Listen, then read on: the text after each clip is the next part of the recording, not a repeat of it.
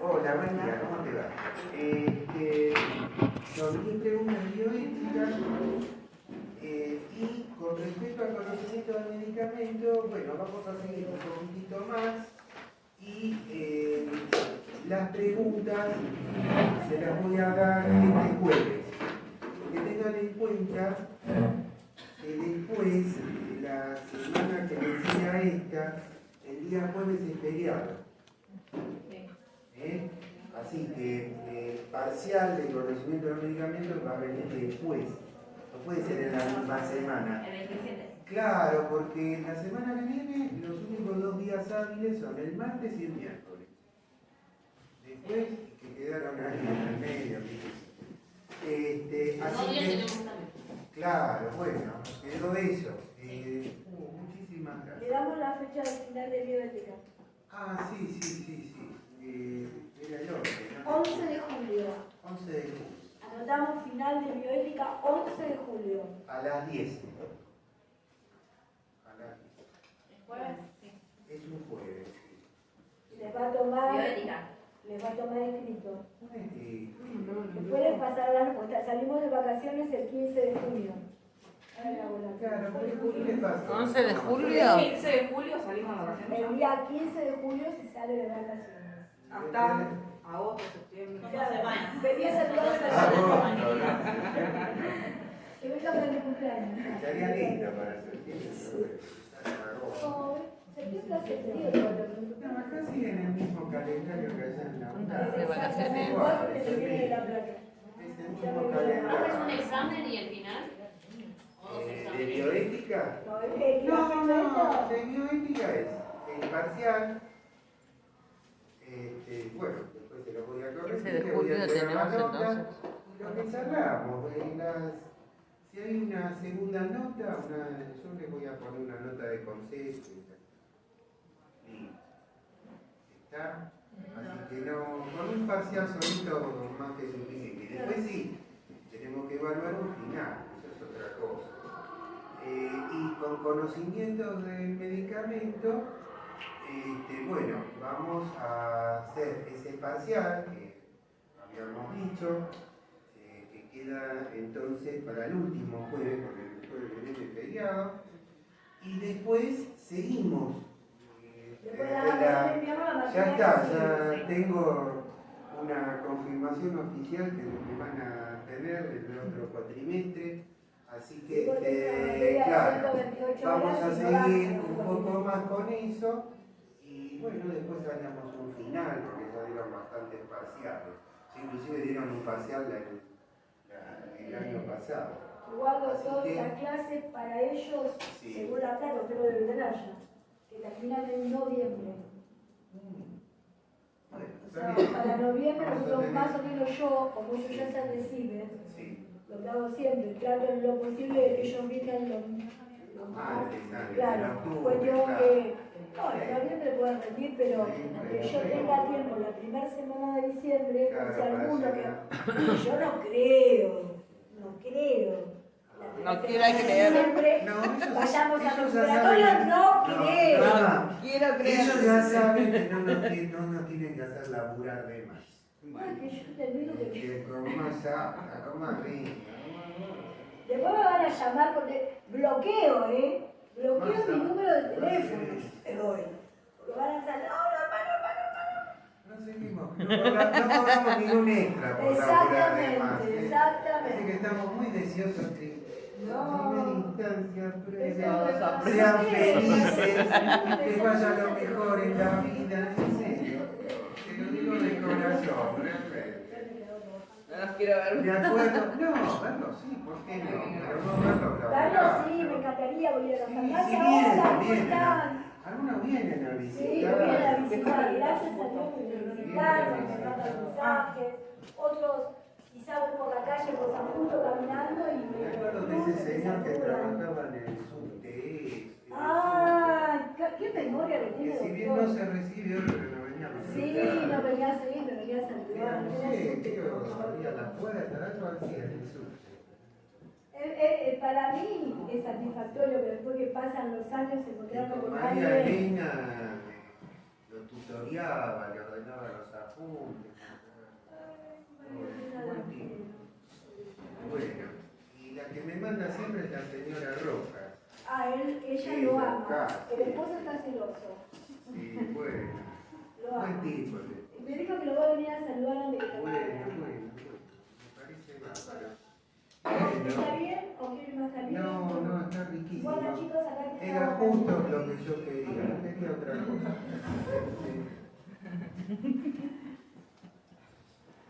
Bueno, entonces, a ver, yo tampoco me quiero meter en un montón de fechas, porque la verdad, lo inmediato es, vamos con lo inmediato. Lo inmediato es la semana que viene, el martes, el parcial de bioética. Después, no el jueves el que viene, porque es feriado, como dijimos, al otro jueves un parcial de conocimiento del medicamento. Y después, bioética tiene un final que quedamos para ese 11 de julio a las 10 horas. Que va a ser también un escrito, nada del otro mundo. Y después, cuando volvemos de las vacaciones, vamos a seguir con conocimiento del medicamento. Dijimos por ahí, va a ser una vez por semana y con algún refuerzo de alguna presencial, porque bueno, estamos llevando un recorrido bastante ya extenso. Y después, bueno, vamos a hacer un final y nada más. Bueno, entonces les quería hablar, antes de darles las preguntas, algunas palabritas. Vieron que lo último que vimos fue consentimiento informado, ¿no? Y habíamos trabajado bastante el principio de autonomía, ¿no? Bastante.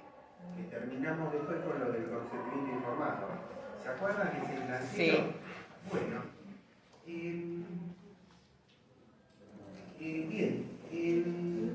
Hay otro principio, voy a decir 2 o 3 palabras, de esos de Beauchamp y Children que vimos. Sí. Acuérdense que más allá de que uno plantee un caso o no caso, esos son principios rectores. ¿Qué quiere decir esto? No quiere decir que son la guía total y lo único para resolver los conflictos bioéticos. De hecho, yo quiero también resaltarlo. Y por lo general, nosotros lo que estuvimos siempre trabajando fue desde una bioética deontológica. ¿Qué quiere decir ética deontológica?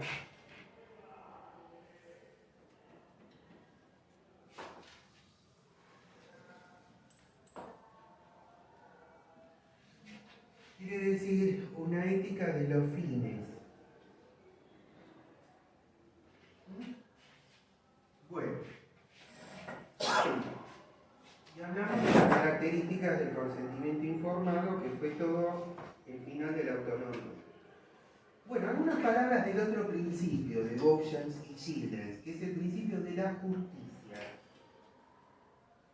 El principio de la justicia reivindica 3 derechos básicos que tienen que poseer las personas. Primero, poder gozar de un estado de bienestar físico, psíquico y social. Sí, de un estado de bienestar físico, psíquico y social. Ustedes recuerden que la Organización Mundial de la Salud define justamente el estado de salud como el completo bienestar, físico, psíquico y social. Pero señala algo la Organización Mundial. Ponen en una coma ahí, completo bienestar físico, psíquico y social, pone una coma dentro del concepto y dice, y no la mera ausencia de enfermedad. Y no la mera ausencia de enfermedad. Esa es la definición de la Organización Mundial de la Salud del concepto de salud. Y no la mera ausencia de enfermedad. Despacito. Completo bienestar físico, psíquico y social, coma, y no la mera ausencia de enfermedad. Y ojo, esto tiene que ver con el principio de justicia que estamos viendo. Porque cuando uno dice la palabrita, no la mera ausencia de enfermedad, quiere decir que la Organización Mundial de la Salud está apuntando a la prevención. ¿Qué significa esto? Prevenir, en términos, si uno lo quiere encuadrar dentro de términos de salud, dentro de la epidemiología, es evitar un riesgo que afecte a nuestra salud en este caso. Eso es prevenir, evitar riesgos. Ahora, cuando uno habla de prevención,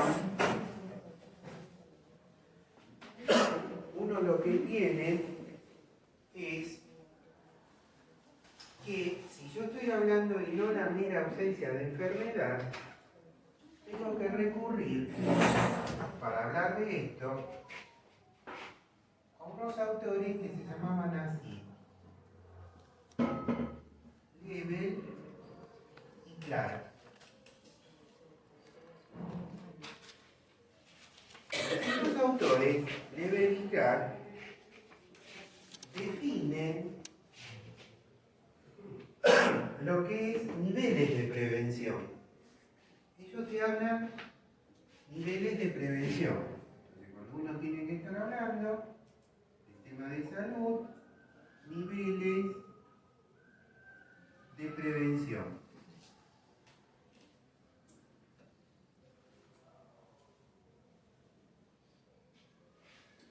Y ellos hablan de un nivel de prevención primaria, secundaria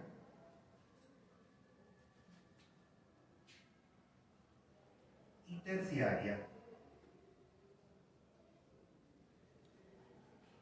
Entonces, uno de los requisitos para cumplir con este de Bowshams y Children, el tema de la salud, es poder tomar como marco de referencia, por supuesto, hoy en día la Organización Mundial de la Salud es una organización muy cuestionada en muchos aspectos. ¿Por qué? Porque sin entrar demasiado en la historia, la Organización Mundial de la Salud nace justamente en la misma época que la Organización de las Naciones Unidas, la ONU. O sea, más o menos tomen final de la Segunda Guerra Mundial, 1948, por ahí.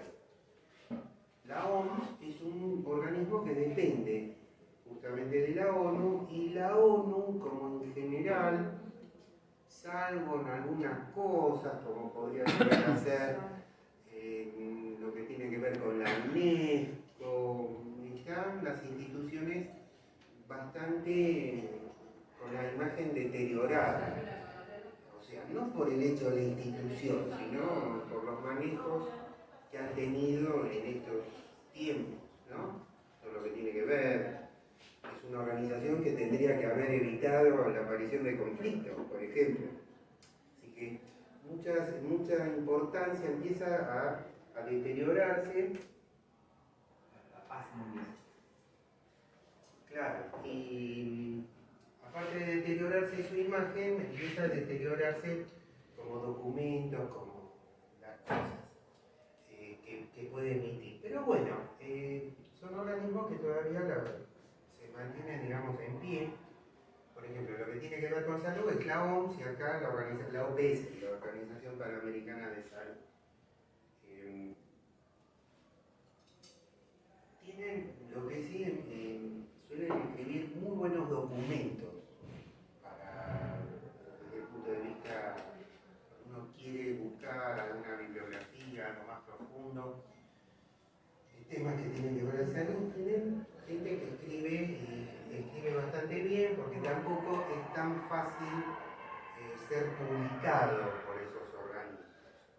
Entonces, cuando nosotros estamos hablando de temas de poder hacer justicia y poder brindar salud, tenemos que implicar esto.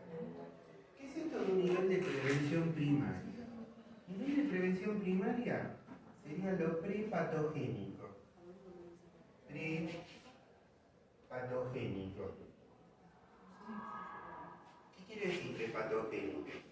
Prepatogénico es una instancia en la cual todavía no se instaló la enfermedad. O sea, no tenemos signos o síntomas claros de la enfermedad, pero hay riesgo en que ésta se pueda llegar a producir. ¿Cómo es esto? Por ejemplo, supongamos alguien que se niega a recibir una vacuna del Plan Nacional de Vacunación. Bueno, es una persona que está en riesgo él y está en riesgo la gente que está al lado de poder padecer una enfermedad infecciosa. Alguien que a lo mejor, por ejemplo, está viviendo muy estresado, con malos niveles de alimentación, que fuma, etcétera, etcétera, etcétera, si bien no se vislumbra en un principio una enfermedad, hay factores de riesgo que hay que buscar y sacarlos. Alguien que a lo mejor donde se produce una contaminación de un lecho de agua, bueno, a lo mejor no tiene en un principio una enfermedad, pero después va a pasar. Alguien que está en contacto con humos, etcétera, etcétera, etcétera. Entonces, esto es un periodo prepatogénico, donde es muy importante ustedes como agentes de salud, atendiendo las farmacias, hacer prevención y promoción. Prevención y promoción de salud.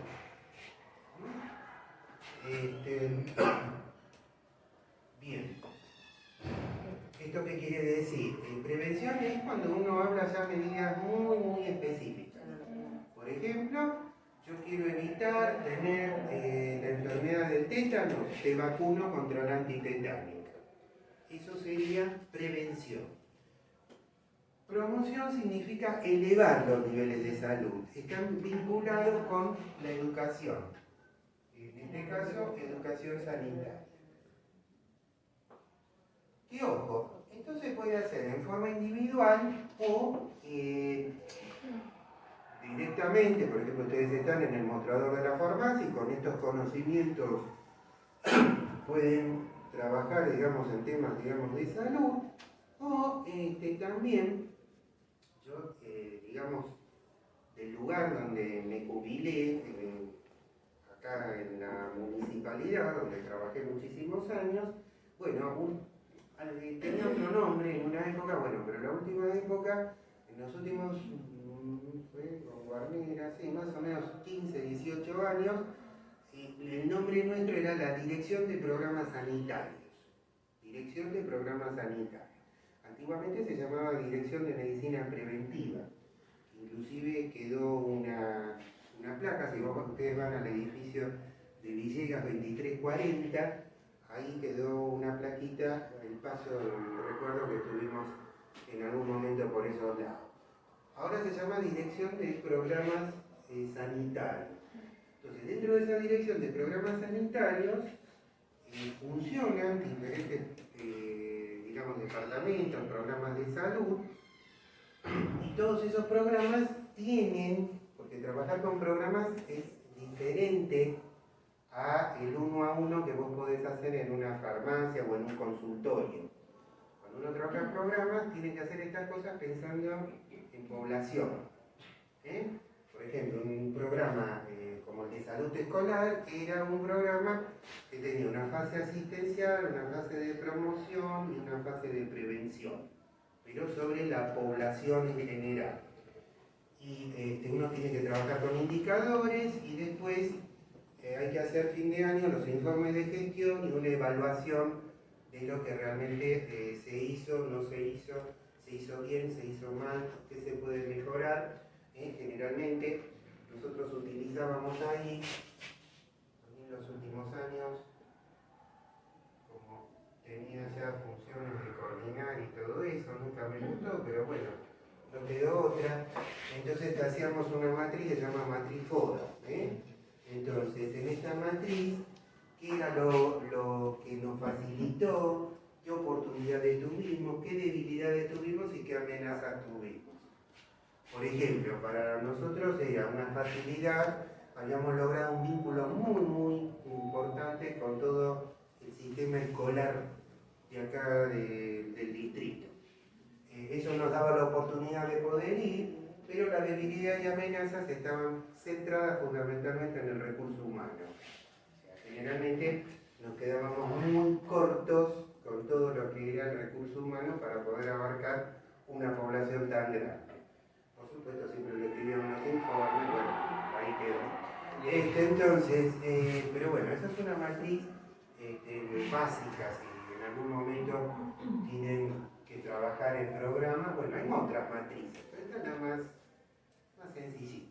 Entonces vos tenés que trabajar en programas, prevención y promoción, pero yo solo quiero destacar que no es lo mismo trabajar en programas de uno a uno, trabajar prevención uno a uno en un asistencial, en un mostrador, que trabajar sobre población, sobre grupos etarios. Bueno, secundaria. Bueno, ¿qué es la prevención secundaria? Bueno, la prevención secundaria es cuando ya uno tiene algunos indicios de la enfermedad, del problema. Por ejemplo, para hacerlo, nos centramos en un periodo que es el periodo patogénico. Patogénico. O sea, patogénico es una palabra que significa enfermedad, pero si queremos un poco romantizar el término, no ser tan duro, patos, que se tiene que escribir con una H, pato, es una palabra que viene del griego que quiere decir pasión. La génesis de una pasión sería lo patogénico. ¿Está? Bueno. De la pasión. Bueno, patogénico. Pero esto, si uno lo lee en un contexto de salud, nadie va a decir la génesis de la pasión, va a decir, bueno, esto quiere decir enfermedad.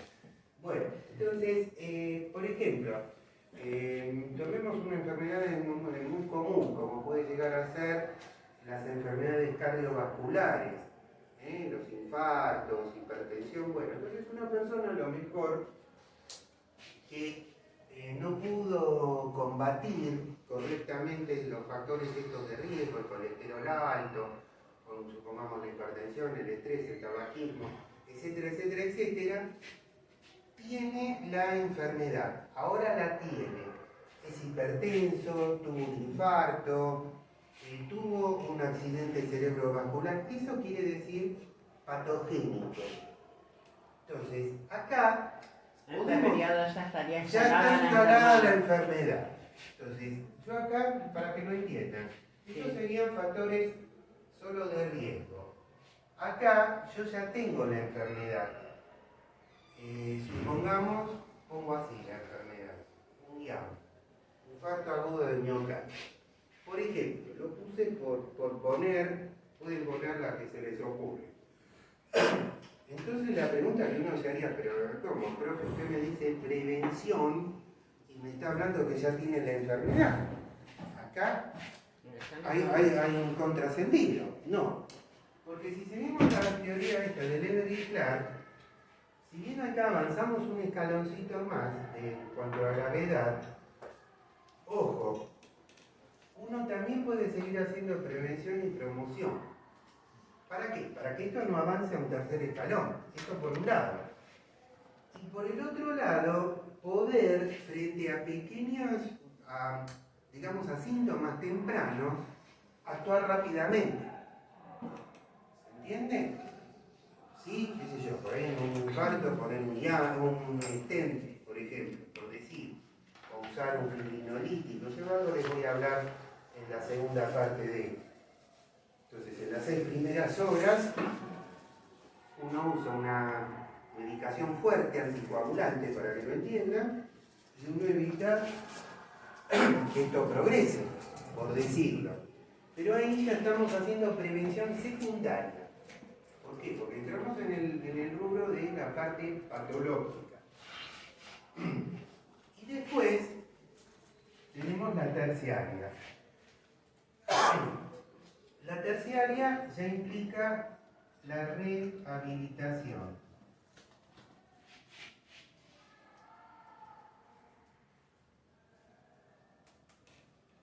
Rehabilitación.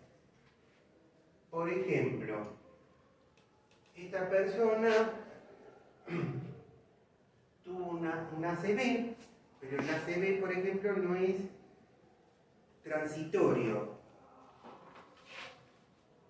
A ver, un accidente cerebrovascular es una patología en donde se produce una alteración de la circulación arterial dentro de lo que es el territorio del sistema nervioso central. Puede ser el cerebro, puede ser el cerebelo, el tronco cerebral, puede ser la médula, no es exclusivamente como uno piensa de los hemisferios cerebrales. O sea, cualquier problema en la irrigación, que sería, por ejemplo, que una arteria se obstruya, no pase sangre, o que una arteria haga un espasmo y después se recomponga. O sea, lo que caracteriza al accidente cerebrovascular es que en algún territorio de ese sistema nervioso central, por alguna razón, se queda o momentáneamente o perdura sin la cantidad de sangre que tiene que realmente llegar. Y eso provoca obviamente la muerte de la neurona con todo lo que puede implicar de acuerdo al lugar donde se produjo el problema. A veces pueden ser isquémicos, a veces pueden ser hemorrágicos, pero hay una forma que, bueno, lo podemos nombrar porque ya se murió. ¿Se acuerdan de Mendel? Sí, ustedes ya tienen edad para acordarse. Sí, eran medio grandecitos, no, vos eras más chicos, pero hoy acá, ¿no? Bueno, ¿cómo es el tema él? Él en un momento dado, él tenía, entre otras cosas, tenía problemas de diabetes. En un momento dado, cuando era presidente, no me acuerdo si era en la primera o la segunda, tuvo un accidente isquémico transitorio. O sea, estuvo en medio ahí. O sea, ¿por qué transitorio? Porque esos accidentes cerebrales, si duran menos de 24 horas, neurológicamente se los clasifica transitorio. Pero no solo por la menor duración, porque habitualmente no te tienen que dejar secuelas, por lo menos visibles. Una secuela no salís totalmente limpio como antes. En cambio, hay accidentes cerebrovasculares que son persistentes, que duran más de 24 horas y que instalan generalmente alguna secuela. Bueno, lo que le pasó a Menem fue justamente, tuvo un accidente isquémico transitorio, empezó a tener, según relatan, un adormecimiento, una sensación que nosotros llamamos parestesia en los miembros. Parece ser que estuvo un poco desconectado con la realidad. Bueno, rápidamente, obviamente, fue auxiliado, bueno, le hicieron un tratamiento para desarrollar una carótida y evolucionó aparentemente bastante bien. Bueno, ¿qué es lo que le había pasado a él? Un AIT. Se puede escribir también TIA. TIA sería en inglés. Accidente isquémico transitorio. Entonces lo ponemos ahí. En cambio, si yo hablo de un terciario, ya es un accidente cerebrovascular instalado, que te produjo, por ejemplo, una debilidad en los miembros, eso se llama paresia o parálisis, que no podés un miembro o algo. O sea, ¿qué quiere decir? Acá vos ya ves el nivel secuela. O, por ejemplo, tuviste un infarto y ese infarto se complica con una arritmia. ¿Qué quiere decir? El nivel existenciario lo que implica es que es un nivel donde lo único que se puede intentar es la rehabilitación de la forma más tempranamente posible y con la menor cantidad de secuelas. Quiere decir, acá también podés hacer prevención y promoción. ¿Por qué? Porque si vos estás rehabilitando una CB y tiene problemas del equilibrio, le tenés por ahí que indicar que es un trípode. ¿Vieron? ¿Saben lo que es un trípode? Es como un banquito con 3 patitas, bueno, que vas arrastrando. ¿Por qué? Y bueno, para mejorarle la fuerza en el tren inferior. Por ejemplo, porque si vos no le pones eso, por ahí se va a caer y se va a fracturar. Entonces, el hecho de que estemos en esta etapa no significa cruzarse de brazos, sino, claro, evitar por ahí que se cae, qué sé yo, un montón de cosas. Que sigan tomando la medicación, ¿no? Muy importante, desde el mostrador de farmacia, insistir eso. No crean que alguna vez no se va a acercar alguien, a lo mejor que tiene que ser lamentablemente transportado en una silla de ruedas, o con un bastón, o con algo, y muchas veces les va a plantear, esto también te revive, ¿y para qué tengo que seguir tomando? Estoy así, bueno. Ustedes ahí cumplen un papel importante, muy importante. ¿Sí? Muy importante. Y pueden establecer un diálogo que a lo mejor no lo tiene el médico, que lo vea a lo mejor una vez por mes, 10 minutos. Ojo con eso. Entonces, es importante también que entiendan esto que es también desde la parte ética. Bueno, estos son los niveles, no sé si se entiende. Profe, una insuficiencia cardíaca también es terciaria ya. Una insuficiencia cardíaca, si ya dejó la secuela de la insuficiencia, Si es un estás edema pulmonar. entonces en etapa de rehabilitación. Seguramente. Profe, entonces sería en la primaria una persona que va a hacerse un control, un chequeo general, puede ser. Sí, por Y ejemplo, por ejemplo, saben que tiene diabetes, ya pasaría a ser secundario. cuando le detectas la diabetes Ya está es todo secundario. Y el terciario sería si sufre alguna amputación de algún miembro. Por ejemplo, Y tiene y que lo ser tenés que rehabilitar. así. Sí, o dializar por un problema renal. Y la rehabilitación puede ser tanto como física como psíquica también. Debería ser física, psíquica y social. Todo. Nada. Mira lo que la respuesta. Sí. Debería ser Debería. los 3 niveles. ¿Qué opinas? ¿Sí? Por eso también hay terapistas ocupacionales. Por ejemplo, los terapistas ocupacionales tienen 2 líneas generalmente. Una línea que es parecida a la de los kinesiólogos, pero que solamente pueden rehabilitar miembros superiores, nada más. Esa es una línea.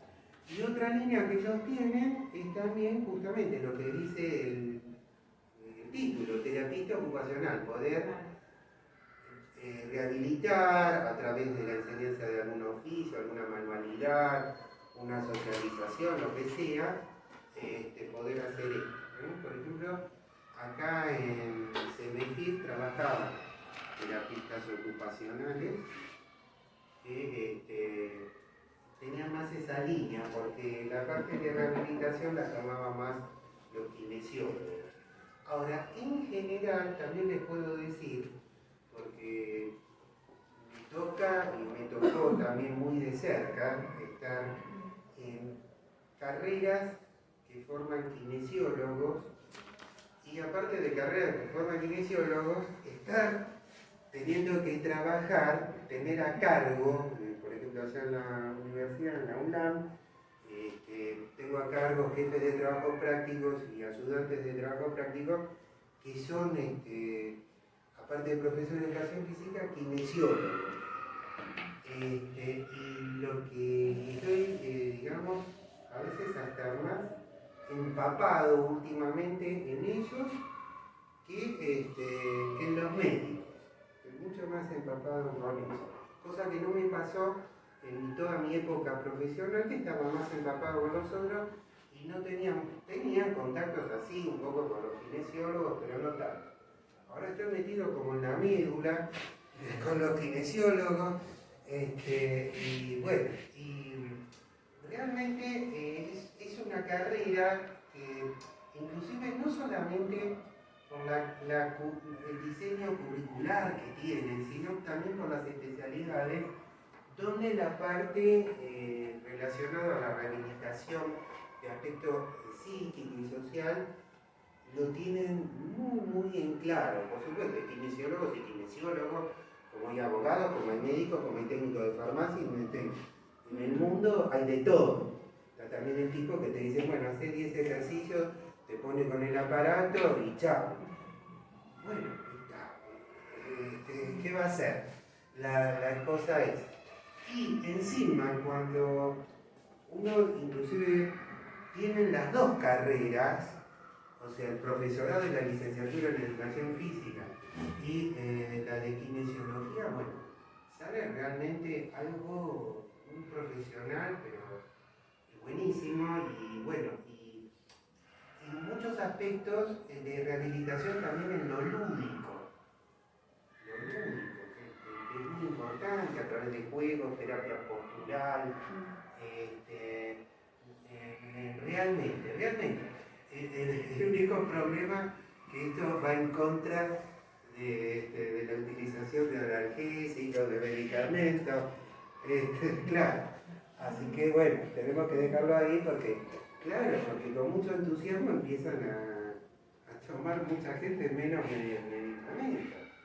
O sea, vos podés hacer una rehabilitación de un problema cardiovascular y bueno, podés reducir mucho el tema de los digitólicos y diuréticos si lográs una, digamos, lo que sería una hipertrofia adecuada aeróbica.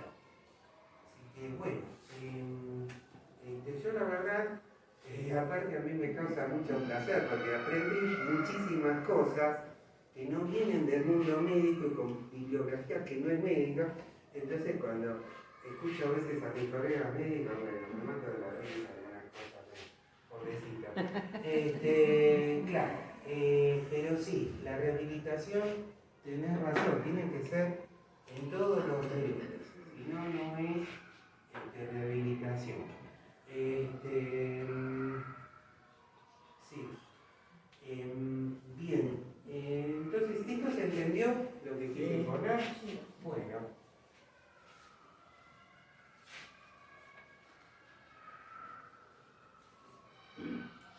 La palabrita kinesiología significa movimiento. Kinesis es movimiento. Es el estudio del movimiento. Bueno, muy bien. Entonces, tenemos esto. Bueno, todo esto venía a cuento por el tema del principio de justicia. Entonces, gozar de un estado de bienestar físico, psíquico y social quiere decir esto: poder acceder a una atención médica digna, esto sería también justicia, y disponer de las mismas posibilidades de recibir un tratamiento. Voy a repetir. Sí, cómo no. Poder acceder a una atención médica digna, eso es justicia.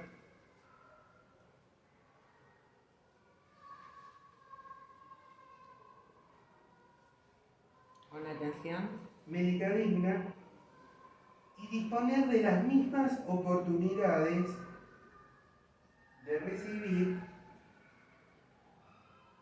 un cuidado necesario.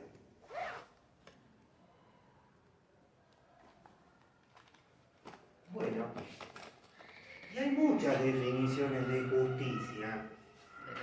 Un cuidado necesario, que todos puedan recibir equitativamente una atención digna.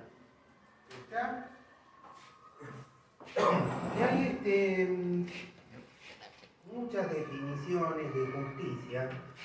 Hay una que viene del derecho romano, un tipo que se llamaba Ulpiano, que decía lo siguiente, que él entendía la justicia como la voluntad constante de poder dar a cada uno lo suyo. La voluntad constante, perpetua si quieren, constante, perpetua, de dar a cada uno lo suyo.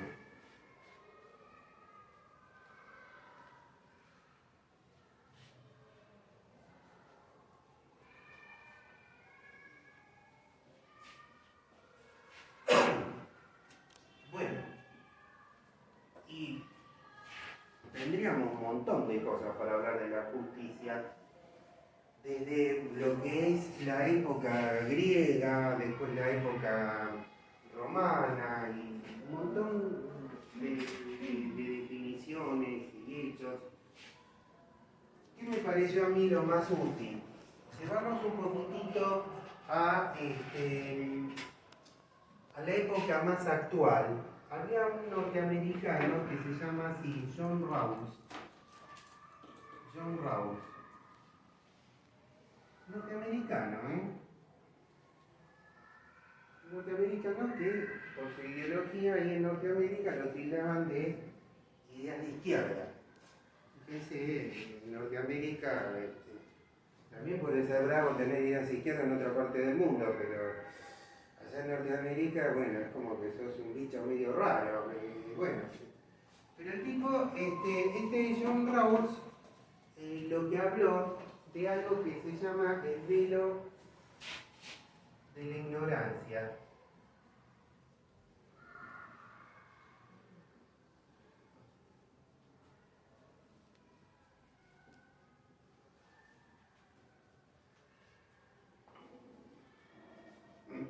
¿Qué quiere decir esto del velo de la ignorancia? Esto quiere decir lo siguiente, que cuando uno quiere llevar a cabo el desarrollo de algún acto justo, hablar de definiciones muy grandes y para todo el mundo no es lo más adecuado. ¿Qué quiere decir? Nosotros en una sociedad queremos establecer algún tipo de reglas justas.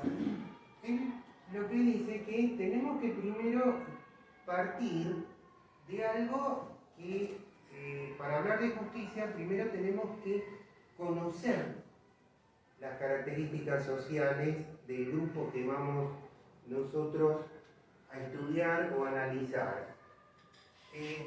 Por lo tanto, para empezar a hablar, primero partimos de lo que se llama un velo de ignorancia, que primero nos tenemos que documentar muy bien en qué lugar, en qué situación, en qué país, en qué sociedad nosotros queremos establecer determinadas normas de justicia, como decían los antiguos griegos. Los antiguos griegos a la justicia la llamaban así, dike. Entonces, que lo contraponían con otra palabrita que es nomos. Dike era para ellos justicia y el nomos las costumbres. Entonces, si yo, por ejemplo, entonces quiero partir en organizar un sistema judicial, parto primero de algo que no conozco, que me es difícil aplicar, entonces, reglas universales. Tengo que ver bien qué tipo de sociedad es y a partir de consensos dentro de los actores de esa misma sociedad yo puedo lograr entonces establecer lo que es justo y no. O sea, el tipo con esto prácticamente le lanzó una crítica feroz a nuestro amigo Kant. Fue como un cañonazo.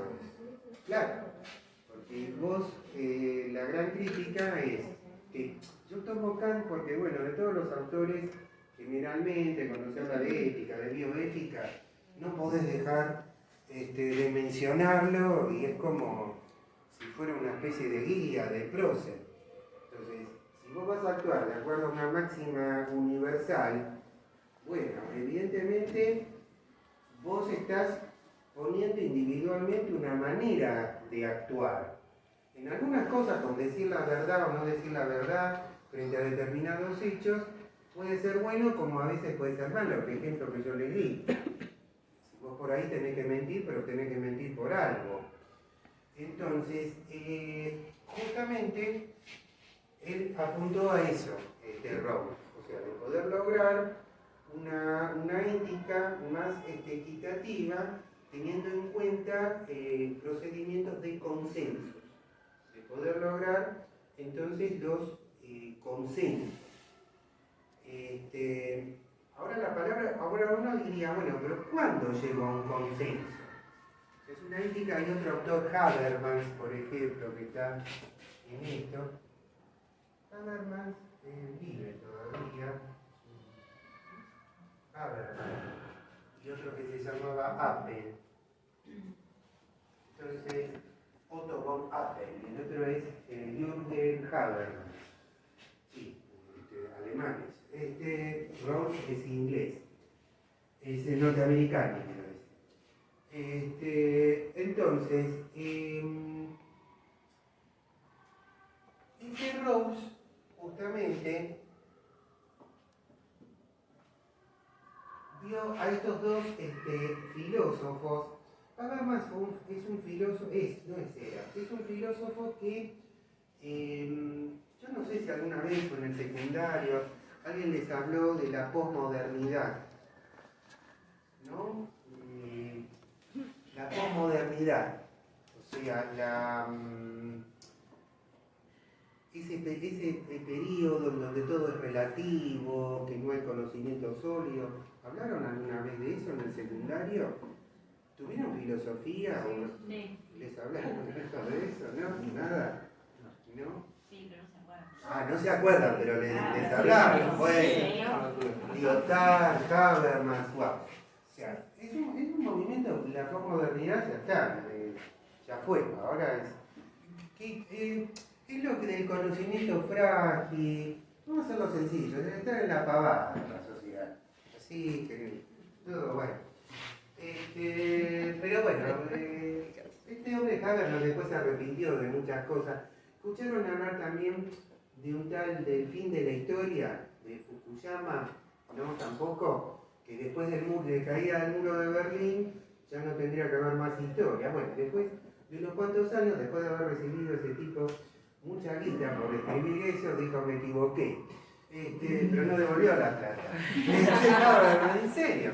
Bueno, entonces estos eran grupos muy modernos, Habermas, Lyotard, bueno, hay unos cuantos que hablaban de eso.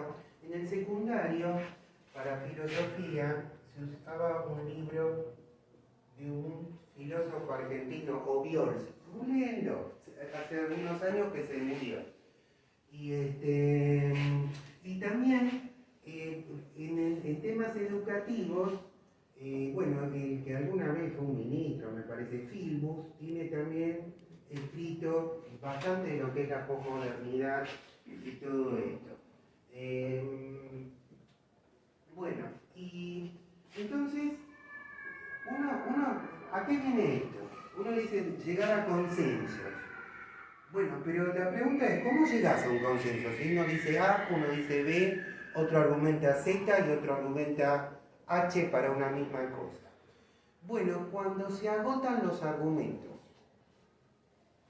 o sea, llega un momento que vos debatís y vas a decir, bueno, más allá de todo esto, el tipo, aunque no tiene plata y está realmente pidiéndome un medicamento porque lo veo muy agitado, yo se lo voy a dar igual.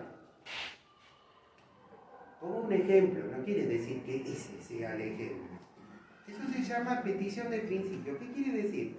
Vos argumentás hasta que llega un momento que no tenés más argumentos. Esto se logra con grandes consensos, con gente que, digamos, se junta, gente no solamente que no está en el tema, sino que está en el mismo. Y vos a partir de ahí decís, bueno, esta sociedad es, por ejemplo, la sociedad del país de Burkina Faso, va a ser el lugar que de Burkina Faso, va a ser entonces el lugar donde yo voy a establecer este tipo de normas.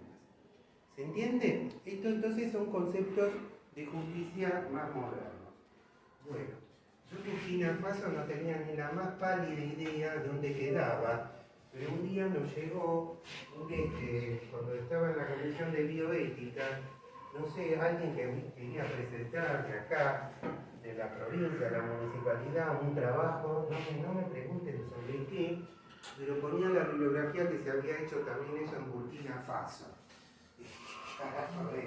No sé si el Congo, no sé, bueno, claro, un país donde no hay prácticamente cero de reglamentar algo, y bueno, vos agarrás a la gente, bueno, qué sé yo, le das un radio reloj y bueno, tomá el medicamento que quieras y vamos a ver qué pasa. Así se hace la fase 4 humana. Bueno, no tiemblen, pero muchas cosas se hacen así. ¿Qué querés que te diga? No te voy a contar otra realidad. Entonces dije, bueno, ¿y dónde cuernos es Burkina Faso? Y bueno, me fijé y bueno, no era de los países, no era la Argentina, pero no era de los países más ahí. Bueno, vamos a hacer una pequeña, un pequeño receso. ¿Les parece bien? 10 y 20 nos volvemos a reencontrar.